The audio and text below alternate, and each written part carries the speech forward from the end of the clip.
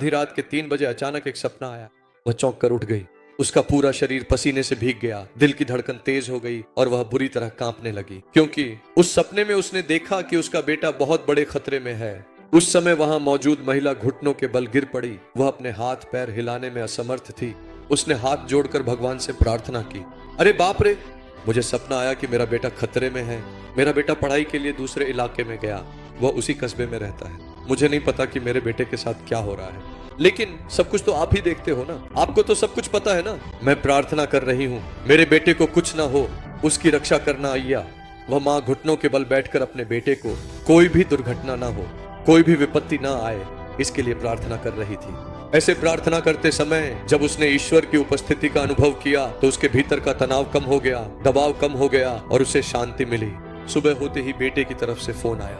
माँ ने फोन उठाया, अम्मा बेटा कैसे हो? माँ मैं तो मर ही जाता।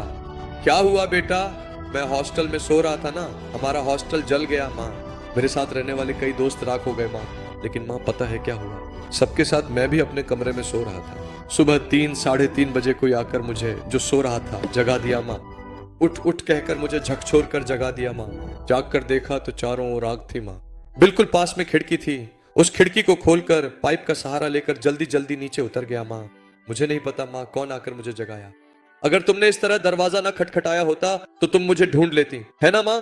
क्या तुम जानते हो कि उस माँ ने आंखों में आंसू लिए क्या कहा? अरे बाप रे, रात को तुम्हें जगाने वाला कोई और नहीं, स्वयं प्रभु यीशु मसीह थे। माँ तुम इतनी पक्की तरह से कैसे कह सकती हो कि प्रभु यीशु मसीह ही आए थे? रात को ठीक 3 बजे मुझे एक सपना आया। उस सपने में तुमने दिखाई देकर कहा कि तुम खतरे में हो। मैं तुरंत घुटनों के बल बैठ गई और बोली, हे प्रभु, मुझे नहीं पता मेरा बेटा कहाँ है, किस हाल में है, लेकिन आप सब कुछ देख रहे हैं प्रभु, कृपया मेरे बेटे की रक्षा कीजिए। रात को प्रभु से प्रार्थना की तो यहाँ की गई उस प्रार्थना को वहां सुनकर भगवान वहां आकर तुम्हें थपथपा कर सुरक्षित बाहर निकाल लाए। माताएं, पिता, माँ और पिता के रूप में तुम्हारी प्रार्थना बच्चों के लिए बहुत मूल्यवान है। प्रार्थना करने वाली माँ, प्रार्थना करने वाले पिता के बच्चों को धन्य कहा जाता है। बाकी बच्चे क्यों जलकर नष्ट हो गए, इसका कारण क्या है बताइए? इस बेटे के बचने का कारण क्या है? बाकी लोगों के पास आधी रात को उठकर घुटनों पर बैठकर प्रार्थना करने वाली माँ नहीं थी। इस युवक के पास ऐसी माँ थी। उस माँ की प्रार्थना ने बेटे के लिए क्या किया? उसे बचा लिया। आज तुम्हारे बच्चों के लिए प्रार्थना करने वाली माँ और पिता चाहिए। यही हमारे बच्चों को बचाएगा, उनकी रक्षा करेगा। इस रील